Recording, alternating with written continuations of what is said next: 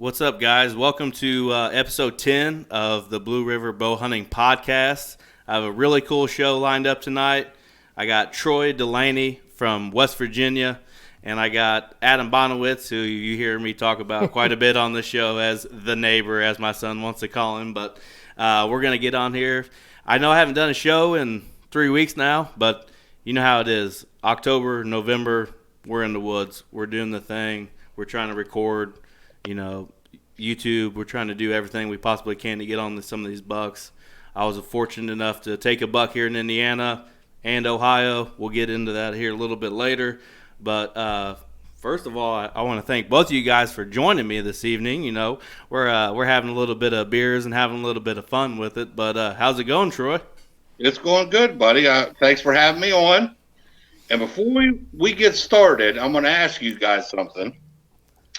I was listening to one of the podcasts, and Brett, I don't know if it was you or not that was hosting it at the time, but I think somebody said something about maybe going into a bar and watching a Packers game.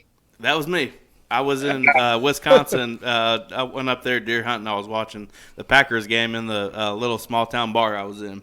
Now, are you a Packers fan? I am not. I am a die-hard Colts fan. As you can see in my hat. I see your hat. Yeah. What was funny was it made me think, because like I was telling you before, I only live less than 10 minutes from Ohio. And I can't remember if it was me and my wife or me and my daughter that was over at the grocery store over there. We got in our car, we was getting ready to leave, and I see this guy walk out, and he looked just like Jeff Janis, which was a wide receiver that played for the Packers. And I'm like, no, Jeff Janis wouldn't be down here in Ohio. So the closer he gets, I'm like, man, that sure looks like him. And he starts walking, and he goes to this jacked up truck that's got Wisconsin license plates on it. And I'm like, that's got to be Jeff Janis. He gets inside, and I'm like, I got to go talk to him. But I'm thinking, how am I going to approach this? I was like, I don't want to be like a stalker and walk up alongside the truck and be like right at his door when he looks out the window, So I kind of I get out of my car, I walk straight out, I do a 90, so I'm like. So he sees you coming. Yeah, so 4 parking spots so he can see me coming straight to him. And and he had tinted windows, but I could see him in there looking. And I kind of waved, and he rolls his window down about halfway, and he's like, how's it going? And I'm like, are you Jeff Janis? And he started laughing. He goes, I didn't think anybody in Ohio would know that I'm Jeff Janis. And I'm like, well, I'm a Packers fan. But he was down there hunting. He had a buddy that owned some property in Ohio, and it was, right during the rut towards the beginning of November. And he was down there, on a hunt and stuff. And but I tell you, Ohio, I think that must be the place to be, man. Well, we'll get into that discussion at some point because I just got back. I've been there for a whole week. The second week of November, me and Ryan went there. We did public land. It's a whole story upon itself. But I always, when I have a guest on, which is pretty much every time I do one of these, my first question to my guest is, how did you get started in hunting? Well, my dad was not a deer hunter. My dad is a diehard rabbit hunter. We've had beagles from the time that I could remember. We've always had a beagle, but my brother-in-law, my sister's husband, he was a big-time bow hunter, and I seen him shooting and stuff and hunting, and I was like, it drew my interest, and I really wanted to get into it and try and stuff, and I talked to him, because at the time, when I got my first bow, I was 12, and because he's, probably 12, 13 years older than I am, and he went and got my first bow for me. He found it was a Darton SL50. This would have been probably in 88, 89, something like that. And he went and got the bow for me, helped me, taught me how to shoot, and I was hooked. I mean, to this day, from then till now, I've only had one hobby in my life, and that's archery. Absolutely. I'm not much of a gun hunter.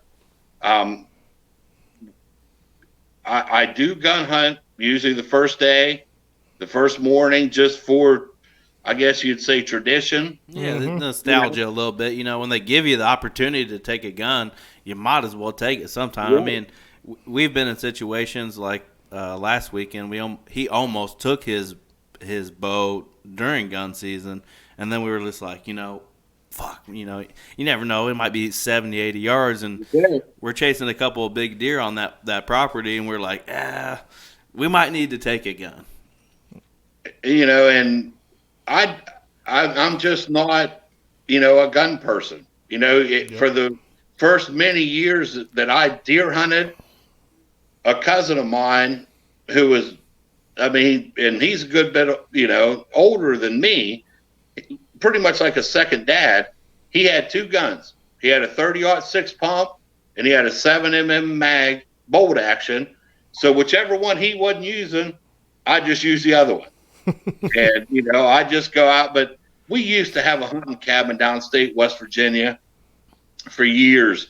And, there are times there'd be 12, 14, 16 guys at a time down there. Oh, there's some crazy stories out of that one. Oh, my. And, well, we better leave that off the air. But anyway, it was just a good time. And we ended up losing that cabin. And it's just not the same anymore. I tell you, right now, it's just hard to find places to hunt. But I'm starting to realize if you just say, it's bow hunting only, you're getting a better shot at being able to hunt places now. Oh, you're right. And that's how it was. I got a place this year. I got permission. I asked, and they said, let me see. I replied back saying, hey, bow hunt only, if that'll help. And they said, absolutely. So it's tough going there during gun season. But to be honest, it's the first year in probably 8 years I've had to take a gun to the woods because I've usually already had a buck down. So this year's been a tough one. It's around here where I live at. Like I said, I live in the northern panhandle of West Virginia. So it's thin through here. I can be in Ohio in less than 10 minutes. I can be in Pennsylvania in less than 5 minutes. Wow. So So you need to find a property that butts up on both sides so you're actually you don't have to pay out of state, right? Right. It's the place, the land that we're hunting here, you're not hunting big tracts of land. Really, I was thinking it would be from Virginia, but if you're on the outskirts of it, because when you say Virginia, I'm thinking of some of the land that are just big, giant land of woods, and then some of those deer hadn't seen people. But what you're saying is it's not very big chunks around there. But now, when you get into like southern West Virginia, you're talking big tracts of land down there. You're talking big old coal mines and stuff, and you're talking thousands of acres downstate West Virginia. But when you get into northern panhandle, you're only talking, 20-acre plots, 30-acre plots. Really?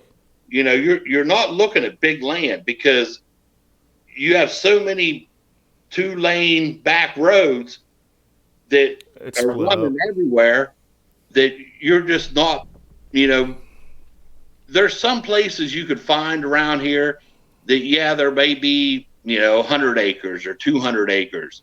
But most places are just smaller patches of woods. And, that's what we have, we have the deer around here are living on acorns and crab apples. Wow. So you don't really have any agriculture around there, corn and beans? Too hilly? Because there's no flat land here. Mm-hmm. Everything, the only flat land you're going to find is around a creek bottom. And that's it. Everything else is going to be hillsides or, some flatness in your yard. That's it. You know, everything else, like I said, it's not, you know, around here. I mean, your highest elevation is maybe, you know, 1,500 foot, 1,800 foot, but it's still hills. You know, I mean, you're not finding nothing that's going to be, you know, I'm going to sit down in this bottom and it's going to be a couple hundred yards. It's just not here. Everything is just on a hillside, pretty much. Well, not to take away from your conversation whatsoever, but I've been trying to get him on this podcast. You know, I'm 10 episodes deep. I know that doesn't seem like a whole lot to anybody, but it does to me because I put all the work into it. But, you know, I ask you how you got into hunting. I don't know if I've ever asked him. How did you get into hunting?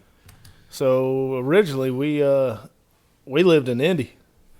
Definitely was a little rough neighborhood. Dad moved out because it was getting pretty rough. Lived out in Nicetown when I turned 5. Well, all of a sudden Dad said he was going to become a hunter. That was interesting. So my uncle and him went out. And they didn't let me go till I was probably 10. And they threw me to the wolves. I mean, I remember building my own wooden stand in my grandma's garage and having them loaded up, and I put it out there when I was probably 10, and I didn't set with nobody. I sat by myself, and I was scared to death. I mean, but, man, it was but, man, the stories growing up at that age, it just seemed like there was so much deer around. I mean, it was the things I got away with and still seen deer at 10. Right. But, no, yeah, so it was basically family raised. That's why, Troy, when you were saying, you know, it started with rabbits. I was like, well, that's kind of different. You know, most of the people had somebody in the family that got them into some deer hunting, but you started off with rabbit hunting. I mean, honestly, my family, that's kind of how I got into hunting. My grandpa Jerry, he raised beagles for rabbits. I I can remember vividly as a kid going into the backyard of my grandparents' place. They had a big deal in the back with the dogs, the beagles, everything. And they run these beagles down railroad tracks and stuff like that, and that was a huge thing when I was little. My great grandpa and my grandpa, they all had dogs. My great grandpa, he had the dogs for the pheasants, the quails, the chuckers, all that. He had the German Shorthair pointers, but my grandpa had the beagles. It was just cool because I've always kind of grown up around that. And then my father, he now has labs that we do for duck hunting. So it's like I've always been around hunting dogs, and it's crazy because I don't have one. And I feel like I need to get one at some point, you know. I need to get like a lab dog to take just for like shed hunting because we got so much property just to do some shed hunting, even here by our house. And just go. Just go, you know, go check it out, see what you can find. But, you know, that thing's always kind of cool. I know you've touched on it a little bit, but you know we're from the cornfields of Indiana. Tell us a little bit more, maybe in a little more detail, some of the terrain that you're hunting there in West Virginia. Yeah, like I said, I mean it's there's not much open anything. You know, I mean you'll have a few cow pastures here and there. You know, they're in there cutting hay in the summer. But food source wise, you know, these deer are eating, like I said, crab apples and acorns. Mm-hmm. I mean, there's no cornfields, there's no soybean, there's no alfalfa. I mean, these deer are just, pretty much browsing on what they can get. Now, Troy, I seen an interesting thing on acorns the other day. I'm a huge YouTube video hunting guy. You hunt these acorns, and there's probably multiple trees dropping. I watched a video the other day saying, you'll have acorns dropping, but sometimes there's one tree they prefer over others. Do you see that? I do. There's a bottom that I hunt. There's a creek running through it. Just down in this valley, you got hillsides on both sides of it. A bowl. Exactly. And then there's this one tree that for some reason, it just seems like they just go to that tree. I mean, you'll see them hitting the other trees here and there, especially like later season when like most of the ones off that main tree are gone. But I mean, you will find them. I don't know. It just must be something with a certain tree or something. Well, that brings me to another thinking of something. It's just the hunting beast. I watched this guy a tremendous amount. Absolutely. This guy, it makes sense. When you're saying this, it just dawned on me, like, why they're probably there. Those mature deer will get in those bowls and feel comfortable as it can be because that wind swirls so much in there that they can cover themselves all around them 360 because that wind swirls. And you've probably been down in there and hunted it. You probably felt the wind switch on you, so they feel a lot more safer with that kind of situations in those bowls. And you know, it's one of the things that's, I could be on 2,200 acres of game lands within 5 minutes from my house. Jeez. I have multiple places that I could go bow hunt from friends and relatives. Mm-hmm. I have land in Ohio that I could go hunt, and with guys that I work with and stuff that say, "Hey, get your high license." But I'm just pretty much, you would never find a person. I don't even really know how to explain myself. You'll never find another hunter so easy to please than me. So I guess that'd be the easiest way to say it. So West Virginia, are you allowed just one buck, or is it a 2 buck state? $3. Jeez, $3. Holy shit! Now I know why you're a happy hunter. No shit. When you can buy your sportsman's package for your hunting license, it costs you $45, and this is what you get. A buck or doe with a bow, a buck in rifle season, a buck or doe with a muzzleloader, 2 spring gobblers, for $45, a fall gobbler or hen, your small game license, and your fishing license for $45. Wow, that's a steal compared to what we got.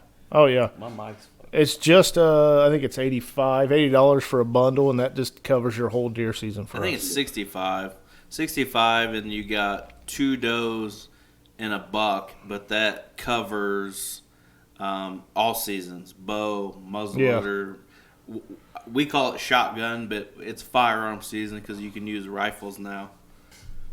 What are you guys allowed $2 a year? No, we're just allowed 1, buddy.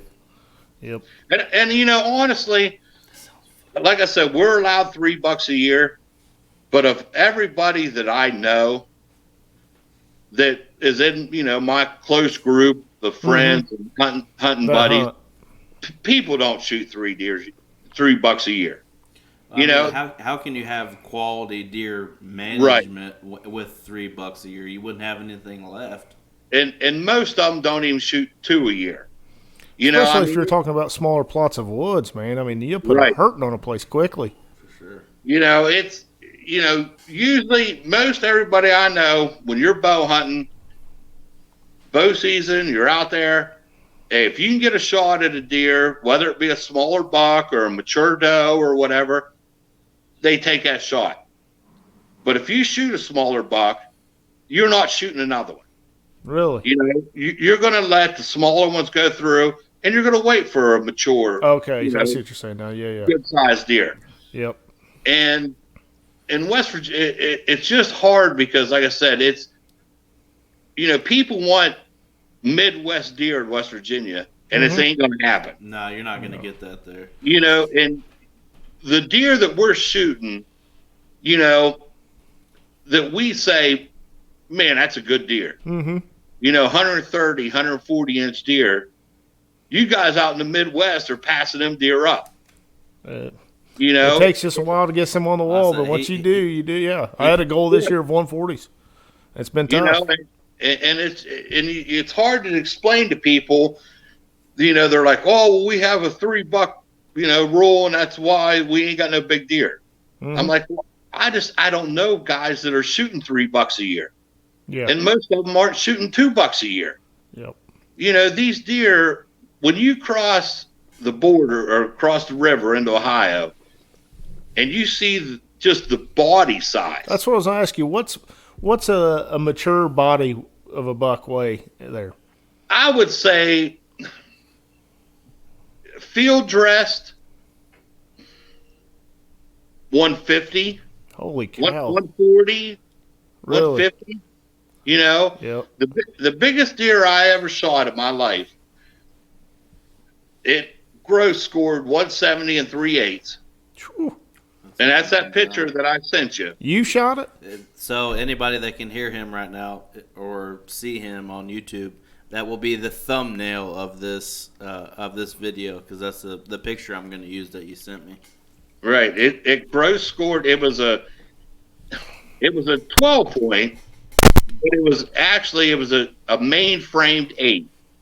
Had split brow tine, kickers coming off of both G2s, and it had a G4 growing on it. But the overall gross score with horn and inside spread was 170 and 3/8. Wow. And now, you killed him, huh? Yeah, I shot him with a bow. With a 20 bow. years ago this year. Wow. And now, you know what day it is. Is that day special to make sure you get in the woods since then? October 18th. Absolutely. Yep. I got a few days in my head that like, man, I don't tell it. Well, hey, wife, you got plans? Well, cancel them because I'm going this day. So we'll jump right into that, what he's exactly talking about right now. My day for the past 2 years has been October 27th. I've killed on October 27th 2 years in a row. Mm-hmm. It may have been different states, but I got it done. Right. So this year, I'm usually filming him or my other partner, Ryan. And don't say partner. Well, whatever. My buddy, Ryan. So nobody could go that night. Everybody was busy. I get to the stand, and, most of the time I'm behind the camera. I'm not behind the bow. I'd only been behind the bow maybe 3 or 4 times leading up into this hunt. It's only the second time I've ever hunted this property, brand new property that I picked up. And I get there and I'm like, you know what? Screw this. I ain't self-filming myself. I'm going to sit back. Old school. I'm old school. I'm going to go hunting. I'm going to go enjoy myself for the evening. And, of course, I don't bring a camera. And what happens? I get there. I jump 2 does. They're literally underneath my stands. I jump 2 does up. They run off. I get up in the stand. I watch them kind of run around a little bit down in this ridge. Next thing I know, there's a buck. I see antlers through the thicket. I'm like, oh, wow. Shit's about to go down. Had I known what I know now, I probably wouldn't have shot him. But he comes in from behind me, does a dance number on the tree, gives me a shot at 10 yards. And I'm like, yeah, I'm taking him. So I shot him. I thought he was an 8-pointer, but he ended up being a 7-pointer. To this day, I would do it again in a heartbeat, just because the hunt was so cool, And he wasn't that much. He might be 110 inches, maybe. I thanked him because it was an easy drag. Maybe. And I got lucky because this spot is only like 10 acres. It's 10 acre spot, but it's only like maybe a mile from our house. Mm-hmm. So him and another guy come over, and he actually ran down towards the road. So we drug him 30 yards to the road, which was great because it was up on downhill, even up on a ridge. But it's pretty cool to get it done the same year or the same day, 2 years in a row. I never thought I would be doing something like that, but that day turned special, man. You remember that better than your anniversary, I promise you. Oh, absolutely. I'll be in the stand October 27th. I can guarantee you that. But shit like that happens, So is there a day that's special to you that just pops out to you?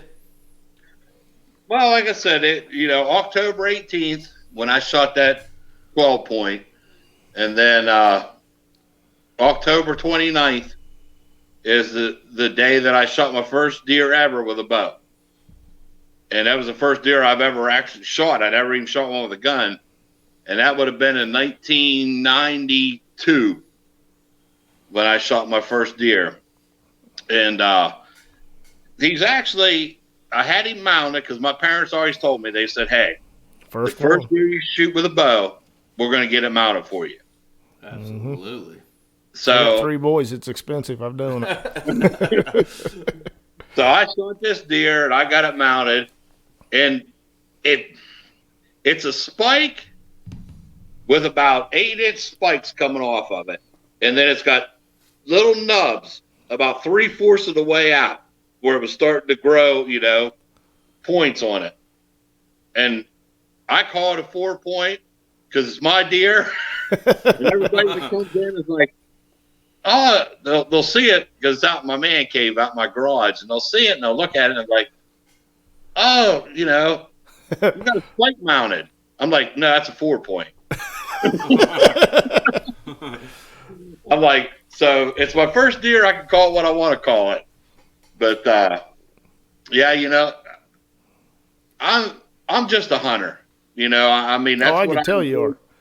I can tell you are because you're telling me the years you killed deer, and I can ask you your first or second girlfriend, and you wouldn't be able to tell me. You're probably right there. You told me your first bow, when you were 12 years old. You're a hunter. Yeah. If you remember that, still, you're a hunter. My second bow was a Browning. Seemed like it was about 56 inches long. And when it shot, it was almost inhumane. Yeah, it had the recurved limb on it. And yeah, I mean, I just enjoy hunting, and I'm not a tips or tactics guy. Where I hunt at, it's nice to listen to podcasts with just hearing people tell their stories. Just have fun, yes. Because we all know, I've been doing this for 33 years. Mm-hmm. And we all know, hunt the wind. Yep. Find the funnel or the pinch point. Find the food source. Find the bedding area. We all know that. Yep. And there's a lot of guys that are just getting into it that don't know it, and it's good for them to listen to it and learn from it. But I would rather, because the one it's a traditional archery podcast that I listen to. They ask, well, what do you guys want to hear? And I said, want to hear a story. I want to hear your everyday, just like old T-Bone says, Billy Joe Lunch Bucket. Just your normal everyday guy, telling his story, how he got into it. What he uses, where does he hunt, his favorite hunting story, and that's what I like to hear. And I like, and enjoy, because like I said, I've shot button bucks. That you remember that story better than you do some of the other ones. Yeah. I've shot button bucks. I've shot, like I said, one that scored 170. And I remember them all. But I think this year was probably, I shot my first trad buck this year, and that, it was pretty cool. That was my next question on my list was how did you get into traditional archery? Man, because I'm wanting to do it, but it takes some balls. To do it too, really. It takes some balls. Well, 2001, I started at Gander Mountain in Robinson, Pennsylvania. Helped set up the store, got everything going, opened the store. I was the archery tech there, and they hired this guy in as a part-timer in the archery department. And his name's Wally Darbus. And that's all he did was stick bows. I mean, that was his thing. But I mean, he knew bow hunting. He knew archery. And I mean, this guy was one of them kind of guys that when he's around, you just want to be around him. I mean, he just had that just had that in him. Just a good guy, funny, knowledgeable. You could learn from him.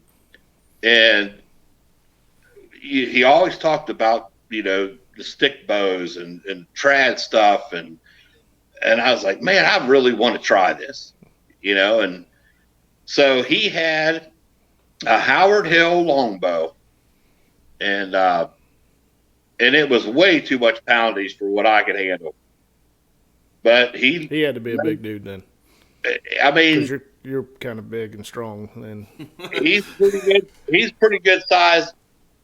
He's not real tall, but he works out and stuff, and I'm trying to shoot this bow, and I'm like, my Lord, this is just too much weight for me, man. So, I ended up just messing around with different bows and stuff, and I ended up, when I went to Cabela's and started working there, they had this real cheap longbow, and I got it for like $150, I think is what it was. And I started shooting it. It was like 45 pounds, and and I fell in love with it. Really? I mean, shooting a compound bow and a traditional bow are just night and day. I mean, when I sold, well, the last bow compound that I had was a Matthews Verdicts.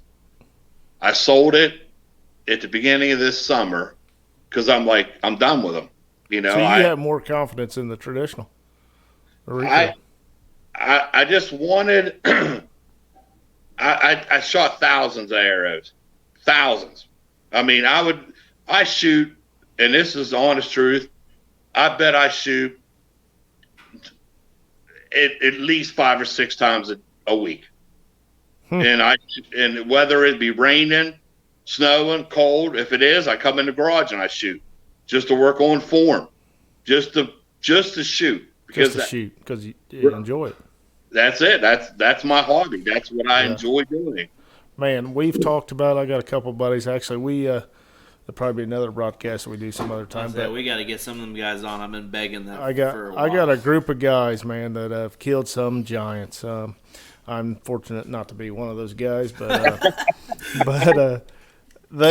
we've been to Kentucky for 10 years. It's just let's go in September. Their season comes in September.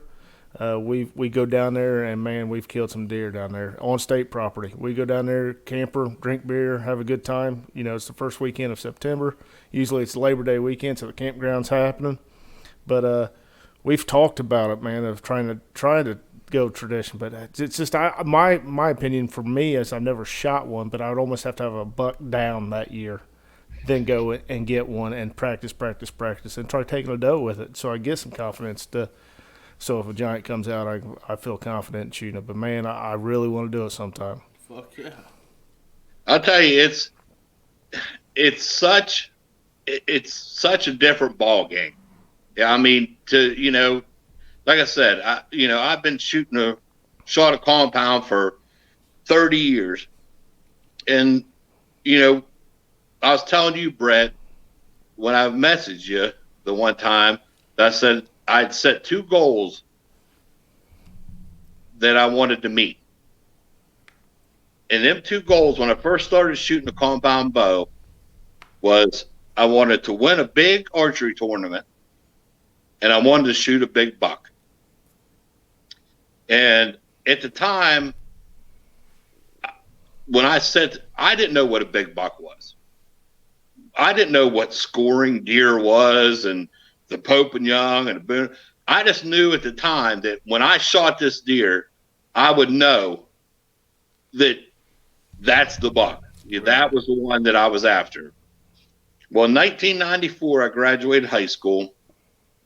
I ended up winning the NFA 3D Nationals in my class. So there was my one goal set. I won my big archery tournament. So now I got to shoot a big buck. In 2001 is when I shot that one that grossed 170 inches. And then when I seen him on the ground, I knew, that was it. That was my big buck. And I was content. I mean, that's what I wanted to do in my archery career is those two things, and I did it. You know, and when you killed that big buck, and what year did you say it was? That was 2001. So you said that, and then I started thinking of trail cameras. I was like, well, were you aware of that deer being there? Because I think I remember I used to have trail cameras then, but it was the film. And you would have to take them to CVS and turn them in. Right. And produce them. So you had no clue he was there, huh? Well, this is, I will never have a hunting season like I had 2001 ever again. Really? It's the year I got married. I got married in August 25th, 2001. I was renting an old trailer off of my best friend's parents. And they owned 4 acres. And it was like probably 3/4 of it was up this gigantic hill. And then when you crested the top, there was just this little, probably, I don't know, maybe 50, 60 yards. And then there was about 400 acres that was posted. So I asked my buddy, I said, you ever hunted up there before? He's like, I've hunted up there a time or two. He said, I've never seen anything. So I was like, I'm going to go up there and take a look and see what's going on up there. And I mean, this hill was a bitch. I mean, I understand, man. It was not good. And then I weighed probably almost 100 pounds less than what I weigh now. I still didn't like it. So I walked up this hill, and I get to the top, and there's no trails. There's no old rubs, but there's oaks and everywhere. I'm like, there's got to be deer in here. There has to be, you know? And so at the time, I had a Yamaha Banshee. And I hooked a wooden pallet to the back of the sissy bar, drove up the hill, come back down, put a little metal ladder that was probably, I don't know, 12, 15 foot to the back of it, drove it up on the hill, put that pallet up in the tree, threw the ladder up there. And the first day I hunted at my parents', which I always do. That's just a ritual. I mean, I hunted there, didn't see nothing. And we can hunt on Sundays. So Sunday morning comes around. I go up there and I sit in my little homemade tree stand that I got. And I seen 2 big mature does and a really nice buck, you know. Didn't get a shot, but I was like, well, that's promising, you know. So Monday I didn't hunt. Tuesday evening I go up there. I shot a 6-point. And I'm like, you know, I was tickled to death with it. I didn't hunt Wednesday. Thursday morning I get up and wake up. And I stayed up a little too late that night. And well, I'm already seeing a pattern that you need a day off after every time you hike up that hill. Yeah. had a few adult beverages, you know, a little too many. Been there. Maybe there tomorrow morning. So I wake up Thursday morning and I'm like, oh, man, this is not good. So I walk out on the porch. It's 28 degrees on October the 18th. Oh, wow. You're going. And I'm like, shit. I walk in, I sit down on the couch, and I'm like, I got to go. Yep. I got to walk that hill again, you know. So I walk that hill, and I get up there, and I'm running a little bit late, you know. And it's only probably about 15, 20 minutes till, you know, daylight starts turning. So I'm sitting up there, and I'm looking, and it just starts turning to that daylight, you know, where you just barely start seeing, and I'm looking straight out in front of me. I'm like, man, it looks like a deer out there. And you guys know how it is. You see things. And I see $5 about every morning when it gets daylight.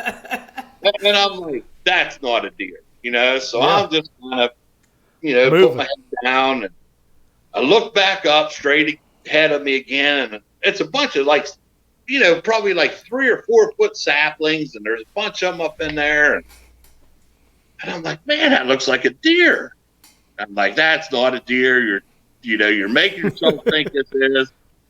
So now, it turns a little bit lighter, and I'm looking, I'm like, that's got to be a deer. I mean, it's standing completely broadside and just staring, the whole body and the head is like one direction, just broadside. And I'm looking, and he turns his head, and I seen them horns move, and I was like, oh shit. I ain't never seen a deer in West Virginia that look like that. Wow. And he turns, and he starts walking like down over the hill, down towards where the trailer's at in the road. And I had the old tippy bleed, like the can. Yep. And I'm like, this is October 18th. That's about the year that thing blew up too, was that can. Yep. And I'm like, I got to try something. So that's all I had on me. And I hit that can. And next thing I know, there's his head poking back up over top of the ridge. And he's just looking around. So I hit it again. And now he's like really interested. I mean, his ears are perked up. Boy, his chest is out. And he kind of turned and started back down the hill again. And I hit it 2 more times. Here he come. About 2 leaps. He was back up on top of the hill. He went, and his head and neck was behind this big oak tree. He couldn't even see me. I drew back, and he was probably, I'd say about 35 yards probably. And I shot, and by the time he started to like wheel back around, he must have heard my bow. And I mean, I hit him right there in that crease in that leg. And it just went back, and I heard him running down the hill, and then I heard complete silence. And I'm like, it's over. No way this just happened. And I couldn't believe it. Yeah. So, usually, I try to wait, 20 minutes or so, I knew he was dead. I knew it. So I get out. I wasn't in there 20 seconds. I'm throwing my quiver back on my bow, throwing everything in my pocket. I'm running down the ladder. I run over to where I shot him at, and I'm looking. As soon as I started over the crest of that hill, I mean, you could just see where he ran. I mean, it's just destroyed, Yeah. So I start going out there, and I'm looking. There's just blood everywhere. So I'm just walking down. I'm not even looking for blood. I'm just following where he ran down that hill. Well, when he died, he fell and slid. There was a big old tree down, and he slid like underneath the tree. So I still didn't know how. I mean, I knew this was by far the biggest deer I've ever shot in my life, but I did not know how big he was. So I get up there, and you can't see his head because he slid underneath that tree. So I reach underneath the tree and grab hold of the base of his horns. I was like, oh shit. And I start pulling his horns out, and I mean, I had to sit down on that tree, and I had him by both of the bases of his horns, and I sat there for probably 5 minutes, just shaking. I mean, I couldn't speak. I was just, because I never thought that I would ever shoot something like that. Mm-hmm. And so once I get all my stuff together, I mean, I've only been gone 40 minutes. I mean, that's how fast it was. Mm-hmm. So I go down, and I'm banging on the door because I didn't take no keys with me to get back into the trailer. Still a little buzz. Banging on the door. My wife, she comes to the door, and she rips the door up. She's like, oh, my God. She goes, you all right? And I'm like, I just shot the biggest effing deer that I've ever seen. That's awesome. And she slammed the door in my face. And just shut the door. And I'm banging on the door. I'm like, and I showed her my hands. I said, look at my hands. And I mean, my hands were just shaking. Mm-hmm. And she's like, oh my God, you did, didn't you? I was like, you got to see this deer. So she throws on some clothes. We go up the 4-wheeler trail. And I mean, it only died less than 100 yards from behind where the trailer was at. Wow. That's awesome. So we go up there and we walk up the 4-wheeler trail that I'd made. And then there was kind of like a hump. You had to walk across it. The deer was laying on the other side of it. So we go up the 4-wheeler trail and start over the hump. And then you can see the deer. My wife goes, "That's the biggest effing deer I've ever seen in my life." That's awesome. And so, I gutted it out and everything. We started to drag it. And then I got to thinking, I'm like, if something would happen and she has that horn in her hand and it would break or something like that, I'm like, I don't even want to deal with that. Oh. So I told her, I said, "Honey," I said, "this has nothing to do with you." I said, "But just let go of it." It was field That's dressed. what I was going to ask you, because you said it was one of the biggest bodied deer you've ever killed or known. Field dressed, it was 188 pounds. Wow. And I mean, for around here, that's freaking huge. Yeah.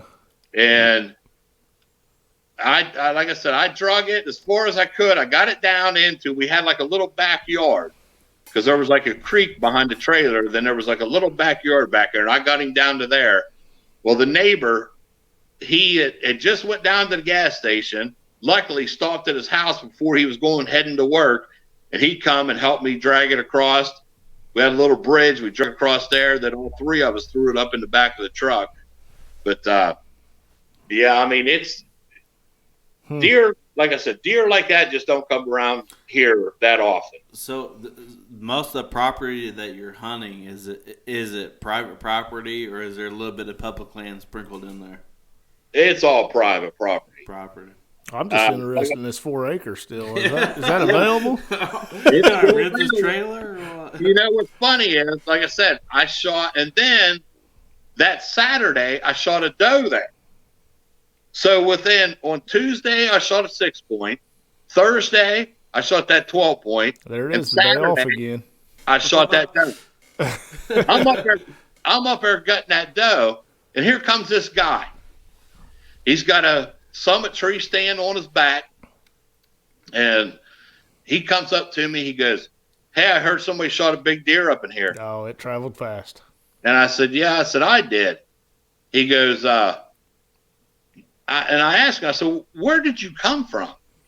He goes, "Well, I got permission to hunt this 400 acres over here." Oh, shit. And I'm like, "Well, what are you doing here?" And he goes, "Well, you shot a big buck here." And I'm like, "Well, there ain't no more, I don't think, that I know of." And he says, "Do you mind if I climb up in your stand? I got a wooden pallet up there." I'm like, "Have at it, buddy. If that makes you feel good, buddy, just go ahead and have at it." Yeah. Speaking of summit tree stands. Oh, man. Yeah. Never seen it happen. We got a whole story here. So me and Ryan, we venture off to Ohio. His partner, as he claimed earlier. My partner, yeah. So we get over to public land in Ohio. We buy our license. We do the thing. We get set up. There's camping in Woodbury Wildlife Area where we're going. We get set up. I said, "Hey, we got, it's only 12:30. Let's go hunt the evening." So we get up, we find a little spot, we go down in some ravines and whatnot. I have a Summit Viper 360 or whatever the hell it's called. I go to climb up the tree. We're going up the tree. He's going up the tree beside me. I was basically going to film him the first day. The bottom half of my climber bends 45 degrees. Looked like a car rear ended. It looked like somebody hit me with a fucking truck or something. I've seen the picture on Twitter. Yeah, and I still haven't heard anything really from Summit themselves. And I didn't know what to do. And I'll shout him out right now. I have a buddy that lives that way. Welcome to. Right. Austin Grider, he lives over that way. He hooks me up, gives me a climber and tree stand. So I use his climber the rest of the time there, basically. But, I'm not used to hunting public land. That's not something that I normally do on a regular basis. I'm usually on private property for the most part. And, we do the thing for a couple days, and we get in here one night, and we're getting dressed at the truck, and I said, you know what? I ain't using a stand tonight. I'm going just going in there, and I'm going to hunt from the ground. Fuck it, I ain't got nothing to lose besides the $250 tag, because we're only in there for the week. Of course, didn't have a camera, didn't have nothing. I went in there light as you can possibly get. What happens? I shoot a 6-pointer. The where I was at, public land was pretty pressured where I was at. We went to a diner, and the lady said that a lot of people had been out of state in there the whole week before us. I shoot this 6-pointer. It's a little bitty thing. It's probably the smallest deer I've ever shot in my life. But it's probably one of the most hard-earned deer I've ever shot ever. Welcome to hunting. And I had to drag this fucker like damn near a mile. And it's like I said, one of the smallest deer I've ever shot in my life, but one of the hardest earned deers I've ever shot in my life. And I'll never forget it because I plan on going back. I want to hunt Ohio for those big giants, but it's so hard at the same time because I'm not used to hunting public like a lot of people are. I'll tell you, I've always hunted it out of pretty much ladder stands, because when I was 16, it was the first day of bow season, and I was up, probably 18, 20 foot. I was up in a loggy bayou climber, and I wasn't wearing a harness, and just that sucker dropped about 2 foot. And I luckily went down with, right with it. And when it got daylight, that was it. I was out. And I have not been in a climber since then. And that was about 1993, 1994. And I can't get in them no more. That scared me to death.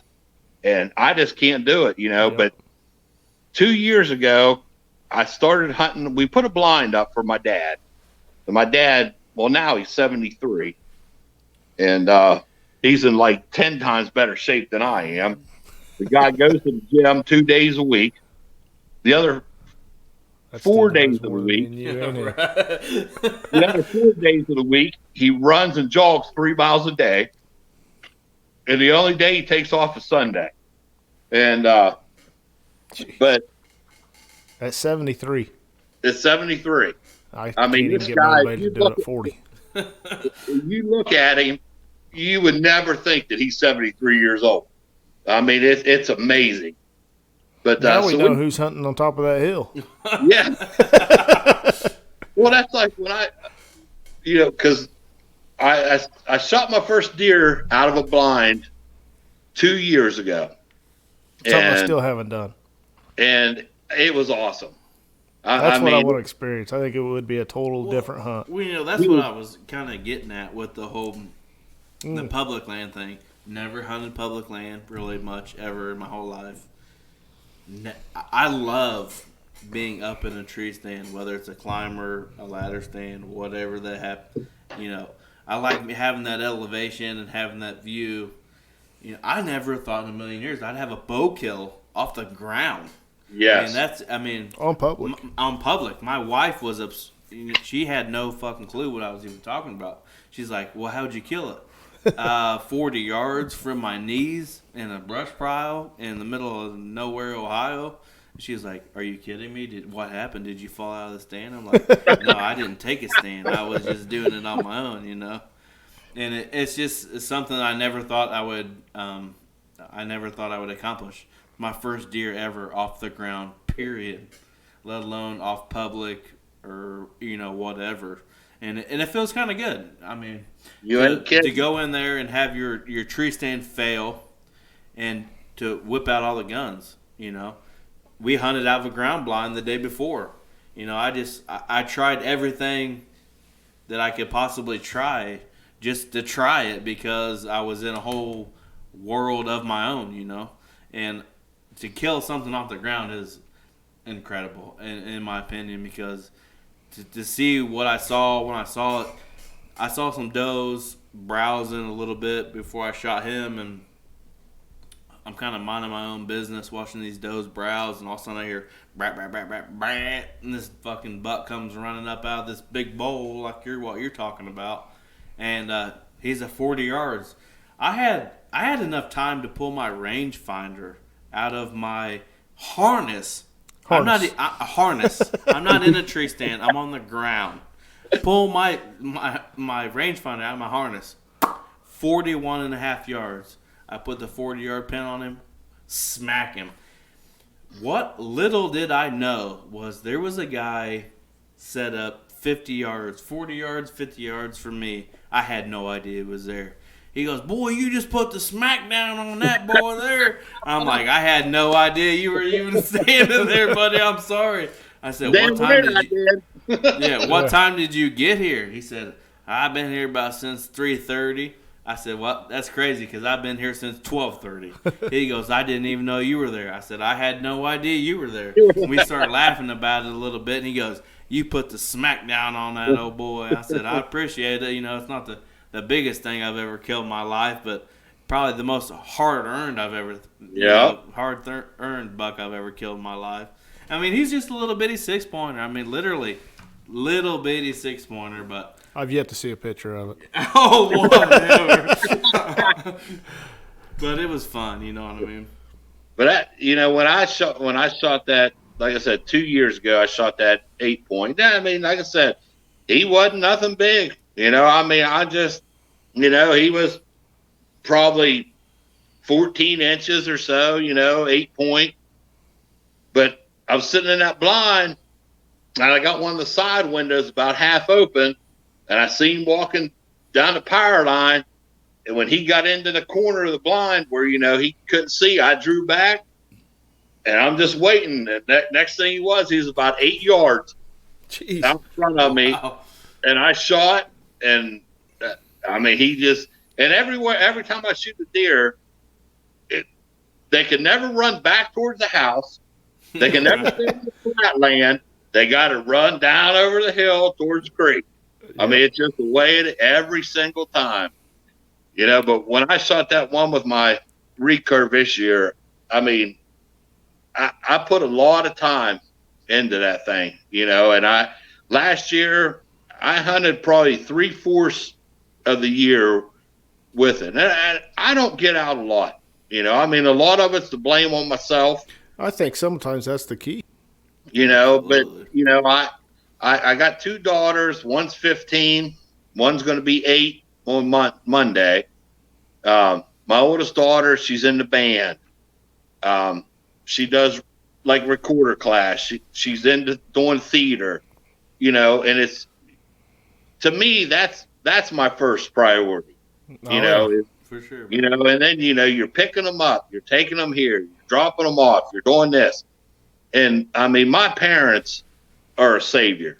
They have helped us with both my daughters. And when you're off, then I feel bad to have them watch them then. You know what I mean? Yep.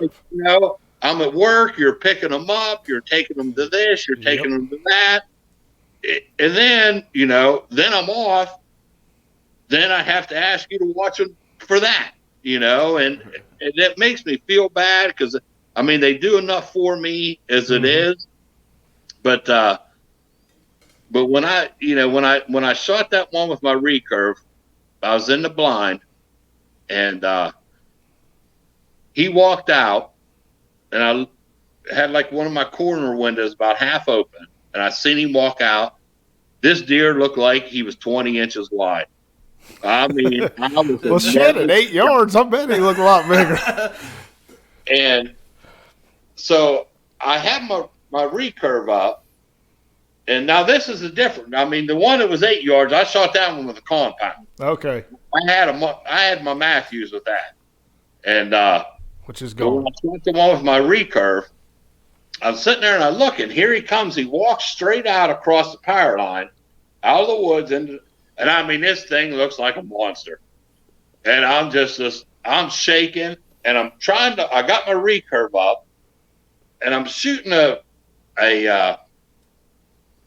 a Hoyt riser, a Hoyt Satori riser, a machined aluminum riser with Yuka Gobi limbs, which are half carbon, half fiberglass. And I learned it because I've had some very expensive handmade recurve bows, and the problem with them, to me, they're too light.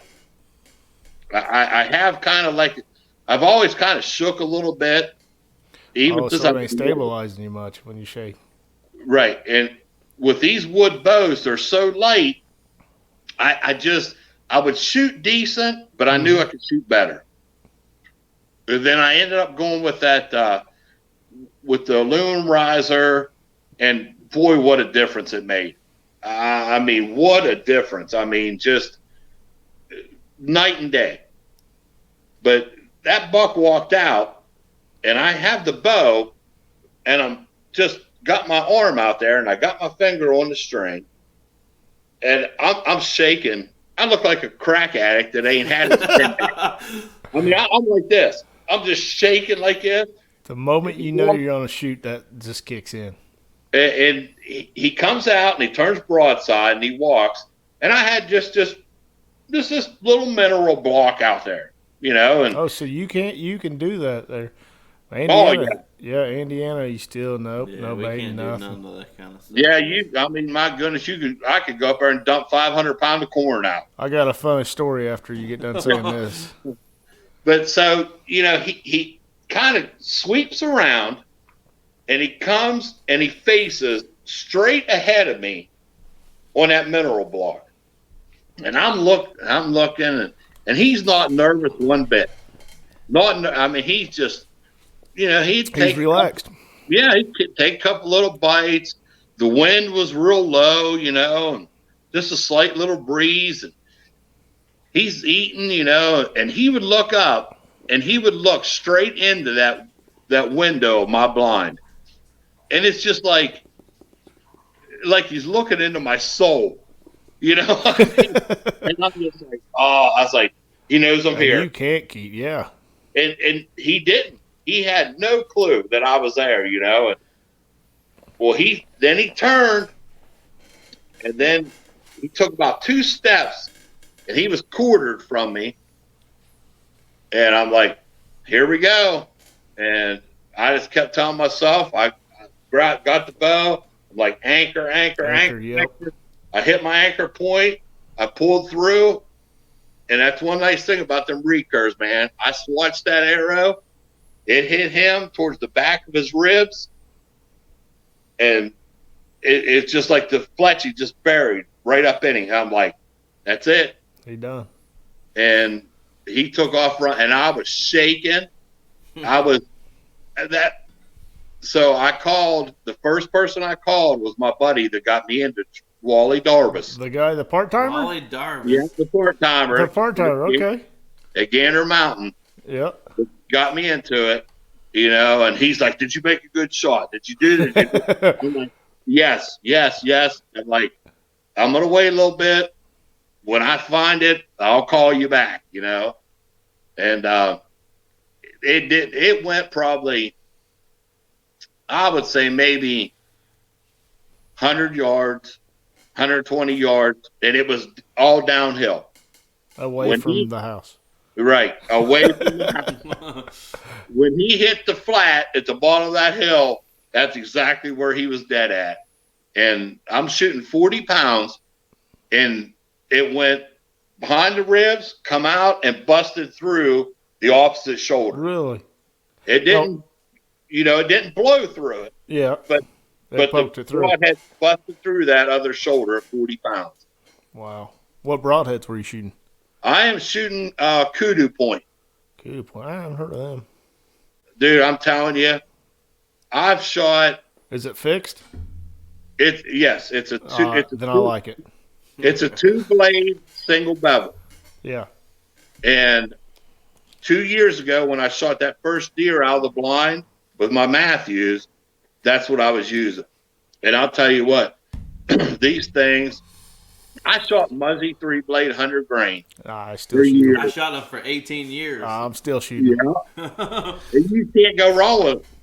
Nope. I mean, they are a great broadhead. And I swore up and down, I'll never shoot a mechanic. Never shoot a mechanic. Well, then, and I'm not much being influenced by anybody of what anybody does. Rage probably got you. Yes. Yep. It gets everybody, man. It does. Chuck Adams.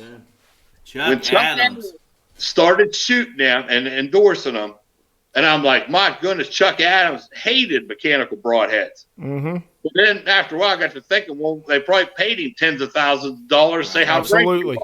Actually, I think, I can't even think who it is. It may be Ted Nugent that talks about how the hunting industry is getting killed because they're getting paid all this money. You can't even listen to these guys anymore of what really works because they're getting paid to tell you this stuff. They're getting paid to use this stuff. So as a guy sitting back watching, you really don't know what to purchase now because these guys are making so much money, so you just got to experience it yourself. Yeah, I'll tell you. I have an autograph from Chuck Adams at the Deer and Turkey Expo here in Indianapolis, and I got to I drank a few beers there too. Right, hear him read particles of his book and stuff, and I said, "What's the coolest thing about some of the stuff that you've ever done?" You know, I was young when I asked him. You know, I kind of didn't really know what to ask him in general. He said, probably the coolest thing I've ever done is go hunt these grizzly bears. I can't even remember what he was talking about. Somewhere up in Canada somewhere, but he was showing me some of these pictures of these grizzly bears and paws on them, you know, that big around. You know, I'm like, nope, yeah, I'm good on that. No, but man, so I've stuck with the muzzies. I did shoot the Rage just like you experienced them too. I did have some good success with it. I've seen some giant holes in some deer I've killed with them. Mm-hmm. Absolutely. But Brett's story about the buck he killed in Ohio from the ground, man, if you shoot a fixed blade or a mechanical blade from the ground and you catch one piece of grass with a mechanical, you can be in trouble. You're right. Yeah, you can be in trouble. So I stay true with that fixed blade, man. I had a window. I mean, I ain't kidding you. My window was like this at 40 yards, and I shot it right through there, and I couldn't even believe what I hit at 40 yards. The guy that went with me, Ryan, he was just dumbfounded. He goes, "You hit that deer at 40 yards." I said, "I smoked him," and he didn't run 30, 40 yards, and he was killed over. The guy up on the hill I didn't know was there. He said, he goes, "I can't believe that boy didn't run nowhere." He said, "It sounded like something smacked him." And like you said, I hit right behind his left shoulder, but when I went through, I hit that opposite shoulder. And I'm actually shooting a hybrid. It's got fixed blades, and it has expandable blades too. So when it opens up, it really does some serious damage, which that deer I shot in Wisconsin last year, when I opened him up, it looked like a grenade went off in this crime scene. Yeah, it looked like a crime scene. he can attest when I shot my deer in Indiana this year. But you heart shot him. I heart shot. I mean, I literally center punched his heart at 10 yards, which that's not hard to do if you really practice and put your time into things.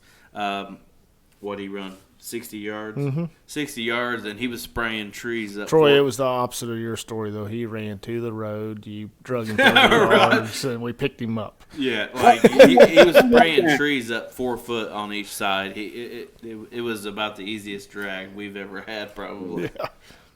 Compared to, we sharing stories, which I said, I haven't been on here in 3 weeks, but my cousin Aaron, this is his first year bow hunting period, and he got it done this year, and me and Adam was a part of the drag. That might be one of the worst drags I've ever been a part of. I bet we drugged this buck 3/4 of a mile maybe, through standing corn. Like, it was the worst ever. Like, we're all back in the truck, like, ready to puke. I mean, because this is like, you're sweating. Oh, so we get it finally to the truck. We get it loaded up. He's debating on taking it to the meat locker or processing it himself. At this point, I don't think he has any strength left in him, so we end up at the meat locker. His brother at the time keeps saying, man, I'm just so out of shape. I feel like I get sick. We checking the deer in. Well, I mean, it's a drop box, so it's late at night, no one's there. You can fill out all your info there. And we're sitting there, and we're like, where's your brother? Next thing we know, we drug that deer so far, his brother was literally outside the meat locker puking. And there was 4 of us, so we had rotation system going on. It wasn't just 2 guys dragging this thing. But to continue with the drag situation, so I don't know, 3 days later, I go down to a property that a good buddy of mine has, and a buddy of ours shoots a deer. He says, I'll let an arrow fly. That's the text message we get between the 3 of us that are down there hunting. And I'm like, what the hell does that mean? Like, what'd you shoot? And he's like, it's a good buck. Not sure if I hit him. I said, well, get down right before dark, check, see if you see blood. Text me and let me know. Well, right before dark, he sends a text out, says, I got blood. I was like, hell yes. Now we got something to do tonight. We can track a deer. Well, it wasn't, 30 seconds after he sends that text, we hear just brakes squealing, and all of a sudden it just sounded like someone just died, a car wreck. I mean, you can hear the car just bam, bam. And we're like, what the shit is going on? Well, he said, I'm already down. I'm going to walk and see. And where we're at, there ain't too much traffic around, so this person could be out there for a while. So we know we got a deer wounded or, hit. So now we're going over to the crime scene of a car wreck. This lady about rolled down into a big drop-off. And so the buddy that shot it is over there. Our other buddy during this whole hunt said, hey, I got some turkeys on camera. I'm going to go check on them. I'm like, why the hell is he getting down to go look at turkeys for? Like, what's going on? Later on, he sends another text, said something about going to the camper. Well, hell, the time we got over there, I realized he'd been going over there making him a mixed drink and going back to the stand. So now he's had a few drinks. He's over talking to the police about this car wreck, and I'm like, what the hell is going on? This is a good story. She asked him if she can leave his car there on his land, and he said, absolutely, that's fine. She goes, can you drive it for me? And the officer goes, that probably wouldn't be a good idea. So after we get this car situated, the wreck, so we had to go back and get this deer. Well, we find it about 100 yards away, and it's a good deer, maybe 130s around there. And, well, he's had enough to drink, and this is his property. He's telling us to go up the wrong ridge. I'm like, dude, no, that is not the right way. I said, you need a water. That's what you need. But we end up dragging that deer up. We got it up the ridge and got it to the place. But it was, man, that's just one of those stories. You said you just like hearing a podcast with good stories, and that one, that's a good story that I had to deal with. I'll tell you, probably one of my favorite. I mean, I have a few favorite hunting stories. One of them's with my dad. Mm-hmm. One of them's with my oldest daughter when she shot her first. I was going to ask you that if she hunted. She did. Mm-hmm. She got out of it. I mean, she's a big. She's way smarter than I'll ever be. Well, that's a plus. I mean, as a dad, you kind of want that. Yeah, she's a straight A student. She's in the high school band. Was in theater, helping with props and stuff this year, and just a lot more than I ever did for sure in high school. And the day that she's only shot one deer with my dad's crossbow, and so that is the thing. I think that's in every state now. You can crossbow hunt. Yeah, and she's just not. And I mean, I bought her a brand new Hoyt. She had a Hoyt bow, but she just wasn't shooting enough poundage, and I just didn't feel comfortable with it, And what's the minimum there for you guys? But none that I know of. I've never seen anything in like our reg books or anything. Really? I think ours is like 35. 35. Yeah. And she was only probably shooting 25. Yeah. And so she took my dad's crossbow out, and my oldest daughter she's chill. I mean, it takes a lot. I mean, a lot to get her excited about anything. Mm-hmm. We was in the blind maybe an hour, and it was only probably, a year and a half old doe. And she's like, yeah, I'm going to shoot it. Mm-hmm. And I'm like, honey, if you want to shoot it. I don't care. So she shoots it. And I mean, she put a great shot on it. And I'm shaking. And she's just sitting there, and I'm like, that was freaking awesome. And she goes, man, that was pretty cool. I mean, that's all I got. That's all it came out of. Yeah, that was pretty cool. And I mean, she did get a little more excited, once we got out of the blind and got the blood. It only went about 40 yards piled up, Mm-hmm. But she, like you said, she's not really into it. But guess what? No, and then she'll remember that story the rest of her life. She's about music and art, and because she played soccer for a little while. She played basketball for a little while, and I told her, I said, and she's like, Dad, that's just not for me. That's just not. And I'm like, hey, I said, some people are athletes, some people are mathletes. You're a mathlete. I mean, that's nothing wrong with that. But now my little one, she just likes to kill shit. Well, I got a 12-year-old, man. I can't get that kid to pass a deer up in his life. If it comes out in front of him, I'm like, oh boy, he's shooting. And she'll be turning 8 on Monday. And so 2 years ago, when she was 6, she wanted to take me to take her turkey hunting. Mm-hmm. I love turkey hunting. Because we had youth season was Saturday, Sunday, and our turkey season always comes in on Monday.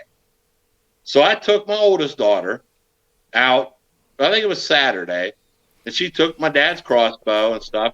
We didn't have no luck. We heard a couple gobble and stuff, but so the youngest one, she's like, Dad, when are you going to take me turkey hunting? When are you going to take me turkey hunting? I was like, well, one day that I get off, I said, I'll take you with me. So it was like a Saturday comes along, and I'm off, and I said, hey, you want to go turkey hunting tomorrow? And she's like, damn right I want to go turkey hunting tomorrow. I'm like, okay. I said, let's do this. I said, we got to get up early. I said, we got to get up before it's daylight. I said, that way we can get up in the woods and, see if we can find some roosting. She's like, and I mean, my 8-year-old daughter is a lot different and a lot of people say, oh, my child's different. I have a lot of friends and relatives, and my daughter's different than everybody else's daughter. So I said, we got to get up early. We got to get up before daylight, get up there in the woods and, try to find one roosting. She's like, I don't think that's a good idea, Dad. And I'm like, well, what do you mean, son? She goes, I'm just not all about getting up at daylight in the morning. This is my youngest.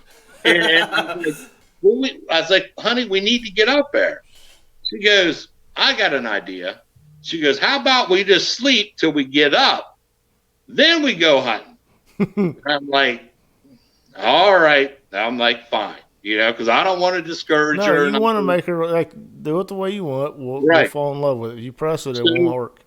So, that night we're making peanut butter jelly sandwiches. We're packing the backpack. We're getting snacks and everything in there. So then she says, hey, Dad, what are you going to hunt with tomorrow? And I'm like, well, I'm going to take my shotgun. I think you should take your bow. And I'm like, no, honey, I'm already taking a 6-year-old little girl with me. I'm going to need some advantage here. Yeah. I said, but she hates loud noises. Mm-hmm. I mean, just hates them. That's my boy. Yep. And I said, let me just take, no, I think you should just take your bow with you. I'm like, all right, fine. So the next morning, I wake up, it's about 8 o'clock, 8:15, So I go in there and she's still sleeping. I'll see how this goes. So I go in there and I'm like, honey, it's time to get up. She jumped up out of that bed. She's wide awake. She's like, let's go. She grabbed her backpack. She had her hunting clothes on because I had some old camo that was my oldest daughter's. We had the pants rolled up about 3 times. Had the sweatshirt rolled up about 3 or 4 times.